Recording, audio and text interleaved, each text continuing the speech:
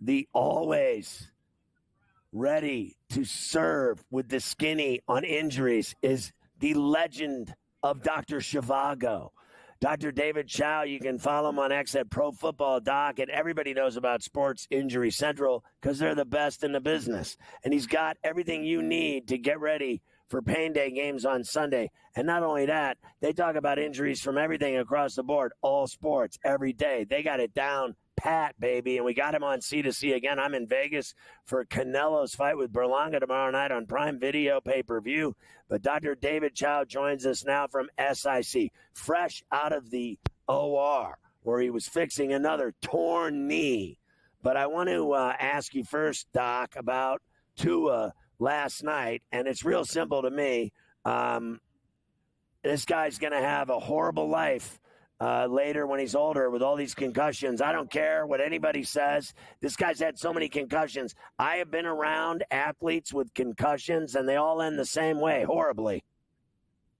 Well, look, definitely Tua is a very serious topic, and I appreciate your nice intro, Scott. But what I don't have is a ringside seat to the Canelo fight next to you. So that is unbelievable. That is truly unbelievable that you do not, of all people, that doesn't have a ringside seat. I thought you would hook me up, Scott. Come on, you got one next to you. Where are the people with the? They've all gone over to the T-Mobile Arena. I'm going to look for a ticket for you. Give me an hour. I'm just joking around. It's unbelievable. All good. I'm not joking. Look, for Tua, one concussion is serious. One concussion is too many. So that's sort of the bad news. This is arguably his fourth. He's had 3 documented. Most people believe he had 3 in 2022. Now it's his fourth. 1 is too many. 2, 3, 4. Yes, and Mitch Morse, and I'm not lobbying either way. I'm just stating facts. I agree with you there, but Mitch Morse, center for the Buffalo Bills, now Jacksonville Jaguars, at Sports Injury Central, we've documented 6 concussions in his NFL career. Pat Freiermuth has had 3 in his young career as a tight end. So that's not good. It's not an excuse. It's not to say Tua should keep going. Every concussion is serious, and it becomes more susceptible. Look, will he be ultimately cleared? I don't know. Bottom line is I hope he is cleared where he has a choice to play or retire. And I'm great for him to say, I decide to retire. If he's going to come back, maybe he comes back with a guardian cap. Whether that helps or not is a different story. But I will give you this. I agree with everything you said, Scott, about the concussions. But the posturing that you see in the fencing response does not necessarily correlate to severity. The safest thing for Tua to do is, of course, stop playing the collision sport of football. But you could argue that's the same with his other 52 teammates. Let's let him clear from the symptoms. Hopefully it's quickly, and then he and his family can make an informed decision as to what he does or doesn't want to do next and what's safe or not safe. I'm glad the Dolphins ruled him last week already. No one's rushing him back. Listen, this guy got $35 million signing bonus. He got $100 million guaranteed first 2 years. He's getting the money. That you add up the 35 with $1. This guy's got more money than God, and his future is at risk. His life is at risk. Advanced dementia is at risk. Alzheimer's, CTE, brain damage, memory loss.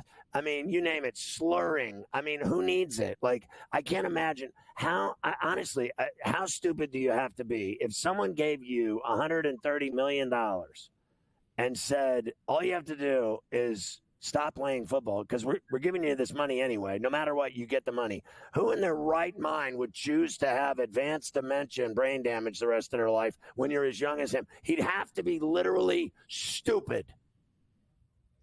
Well, I hear you there. And the scary thing about head injury, we don't know what his life would be like without this 4th concussion from already having the 3. Right. And yeah, it's look, as you know, Scott, we've talked offline and personally, the whole CTE issue and players, and especially those that, may have committed suicide as a result of it. It's near and dear to my heart. So I want what's best for Tua, no question. Right. I'm just trying to spew the medical facts. Fair enough.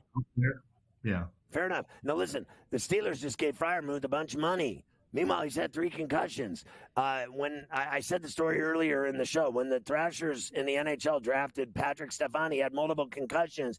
Who in their right mind would sign a guy to a multi-year, multi-million-dollar deal to be a number 1 draft pick with the guy that had 4 concussions? I was like, Don Waddell, what are you doing? Like, you must be crazy. And sure enough, he lasted 5 minutes in the NHL. Last week, McCaffrey didn't play. Now he's been ruled out for this Sunday as well in Minneapolis. Are they just going to have to IR him, Doc?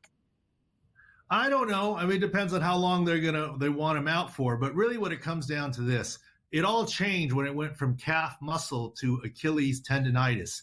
And here's what the worry is. If this were a playoff game or something, he probably would play. And he's been saying that. But you can't take the risk of rupture. Even if the risk of rupture for an Achilles tendon after Achilles tendonitis is 1%, that's still about 100-fold higher than it would be without the tendonitis. And so I think the 49ers are doing the right thing, and their medical staff is doing the right thing.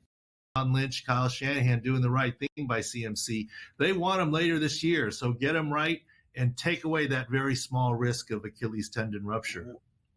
Real quick, what are the Packers doing with Love? It's like LaFleur's playing games with the media. Like, you're not serious they're going to play this guy. Well, when it happened, everyone was worried about season ending, the shift in the kneecap. We said, we don't think it's that bad, and we don't think he's going to hit IR. I think it's pretty clear right now. I guess he still could hit IR, but they've listed him as questionable. No one thinks he's going to play this week. But if he has any chance of playing before week 6, which I think he does, I would target maybe week 4, division rival Minnesota Vikings. They're not going to put him on IR, and he doesn't need surgery, lead leg brace, and try and get him back. And part of it is he's so valuable. Malik Wilson just got there, barely had a cup of coffee. Real quick, I got 15 seconds. What is the deal with Hollywood Brown? He thought he was going to play. Now he's IR.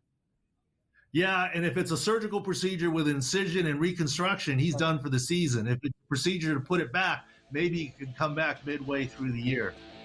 All right, Doc, have a fantastic weekend. Thanks for hooking up with us today from Vegas.